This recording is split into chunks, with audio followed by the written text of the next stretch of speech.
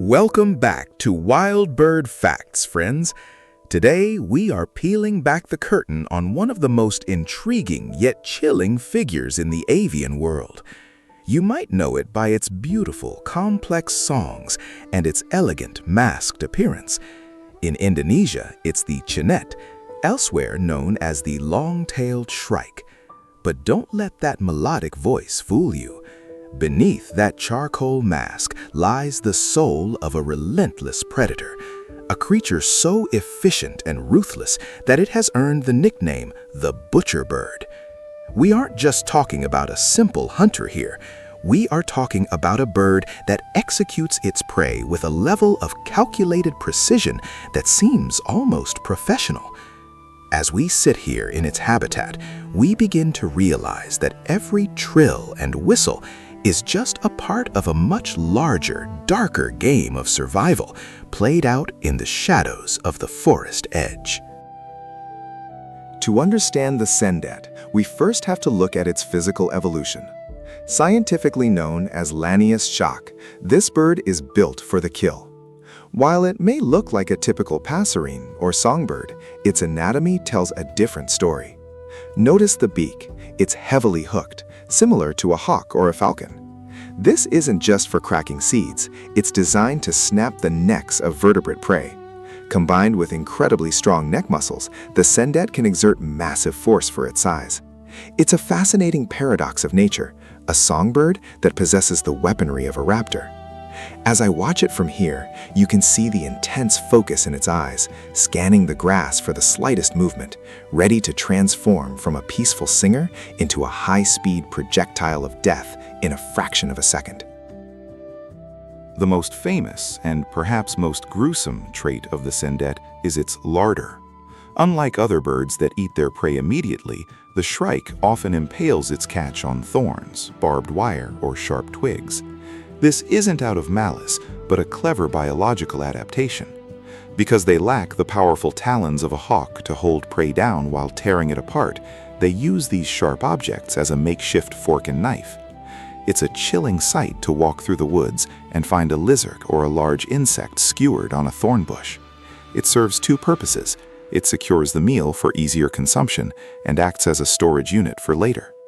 Seeing it up close really makes you appreciate the brutal ingenuity required to survive in the wild without the traditional tools of an apex predator. The sendet is a master of disguise, and I'm not just talking about its feathers. Its most lethal tool might actually be its voice. It is a phenomenal mimic, capable of imitating dozens of other bird species and even animals like squirrels or frogs. But this isn't just for show.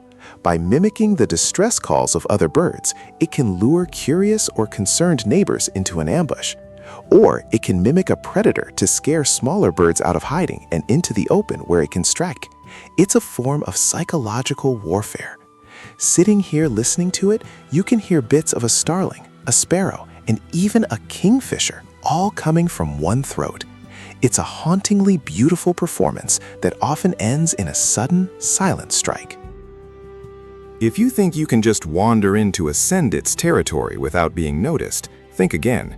These birds are fiercely territorial and will defend their hunting grounds against intruders much larger than themselves. I've seen them dive-bomb crows, hawks, and even house cats that get too close to their larder or nesting site. This aggressive instinct is what makes them such successful survivors. They view their territory as a private pantry, and they are the undisputed managers. There's a certain respect you have to give them. Despite their small size, they have the heart of a lion. When I'm out here in the field, I can feel the bird's gaze following me, marking my position and ensuring I stay away from its precious resources. What makes the sendet a true cold-blooded butcher is its diverse diet. It doesn't settle for just one type of prey. Its menu includes large insects, frogs, lizards, small snakes, and even other birds. This flexibility allows it to thrive in various environments, from open woodlands to agricultural fields. It is an opportunistic hunter of the highest order. If it can overpower it, it will eat it. This lack of pickiness, combined with its impaling technique, means the sendet is rarely hungry. Watching it hunt is a lesson in patience. It will sit motionless for long periods, then suddenly drop like a stone onto a victim. It's an efficiency that few other birds can match, making it a central player in the local food web, keeping populations of insects and small vertebrates in check. Biologists have long debated the evolutionary path that led to the shrike's unique behavior.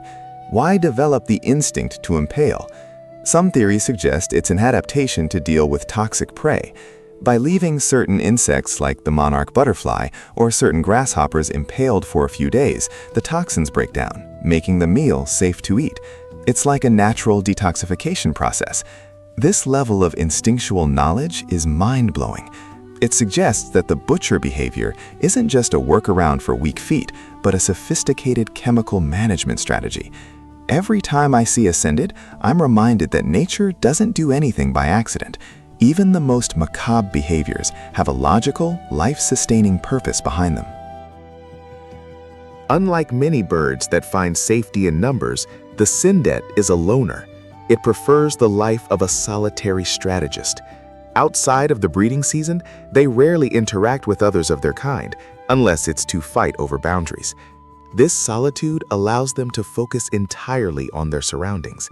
They are incredibly observant, often choosing the highest vantage point available, a lone branch or a telephone wire, to act as their watchtower. From there, they command a 360-degree view of their kingdom. Being alone also makes them harder to spot by their prey. They are the silent observers of the wild. And when you see one perched against the horizon, you know you're looking at a master of its craft, perfectly content in its isolation. The anatomy of the sindet's beak deserves a closer look. It features something called a tomial tooth, a sharp projection on the upper mandible that fits into a notch on the lower one. This is a feature usually reserved for true falcons. This tooth allows the bird to deliver a precise, paralyzing bite to the spinal cord of its prey, resulting in an almost instant kill. It's a surgical level of lethality. When you see a sindet in action, the speed of the kill is breathtaking. It doesn't struggle with its prey for long. It is a clean, efficient process that minimizes the bird's own risk of injury.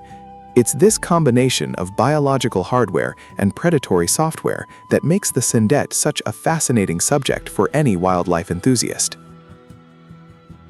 Because of its striking appearance and gruesome habits, the sindit has found its way into local folklore across its range. In many cultures, finding a shrike's larder was considered an omen, sometimes of a harsh winter, other times as a warning of impending conflict. People have always been fascinated by the masked killer of the woods. In some regions, it's seen as a protector of crops because it eats so many pests, while in others, it's a symbol of cunning and betrayal due to its mimicry. It occupies a strange space in the human psyche, respected for its skill, but feared for its methods. Talking to local farmers, you hear stories of the bird that sings like an angel but acts like an executioner, a testament to its powerful presence in our shared history. The hunting success of the sindit is also due to its incredible sensory perception. Their vision is tuned to detect even the slightest movement or color contrast from great distances. They can see ultraviolet light, which helps them track the urine trails of rodents or the shimmering wings of insects. Their hearing is equally sharp, allowing them to pinpoint the rustle of a beetle under leaves. When I'm out here with them, I try to imagine what the world looks like through their eyes. It must be a high-definition grid of potential targets. This sensory overload is processed by a highly developed brain that can make split-second decisions on whether to strike or wait. It truly is a high-tech hunting machine wrapped in feathers. Even during the breeding season, the predatory nature of the sindit doesn't take a back seat. They build their nests in dense, often thorny bushes to provide protection for their chicks. But here's the dark twist. They often decorate the area around the nest with their impaled prey. This serves as a clear warning to any potential nest robbers that a capable killer lives here. It's both a pantry for the growing chicks and a grisly security system. The male works tirelessly to keep the larder stocked, ensuring the female and the young are well fed. It's a harsh upbringing for the chicks, who learn the art of the butcher from their very first days, watching their parents dismantle prey on the thorns right outside their nursery. It's hard to reconcile the image of this bird singing a sweet melody with the image of it impaling a frog. This paradox is what makes the sendit so captivating to me. It challenges our human perceptions of good and evil in nature. Is it cruel? No, it's just survival. The bird doesn't have the luxury of morality. It only has the drive to stay alive and pass on its genes. The beauty of its song and the brutality of its hunt are two sides of the same coin. Nature is often a balance of these extremes. When we listen to a sendit in the morning light, we are hearing the voice of a survivor that has mastered its environment through every means necessary, no matter how dark those means might seem to us. The presence of a sendit in an ecosystem triggers an evolutionary arms race among its prey. Smaller birds have developed complex warning calls specifically for shrikes. Insects have evolved better camouflage and even chemical defenses to avoid the thorn. This constant pressure from the predator forces the entire community to adapt and improve. The sendit is a catalyst for change. Without predators like this, prey populations might become weak or overpopulated, leading to an ecological collapse. It's a grim role to play, but an essential one. By being the cold-blooded butcher, the sendit actually helps maintain the health and vigor of the entire forest.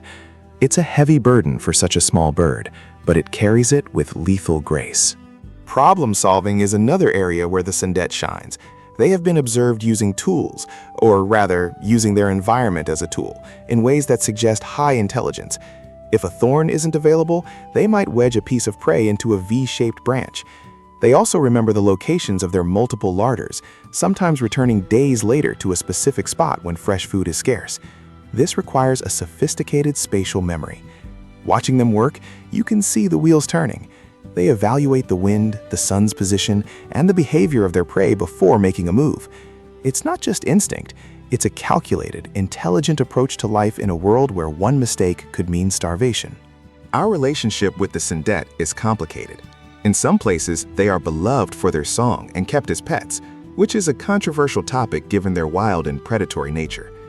In the wild, they are quite bold around humans, often following farmers who are plowing fields, because the overturned earth reveals easy prey like worms and grubs.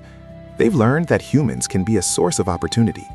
This adaptability is why they still survive in areas where other birds have vanished.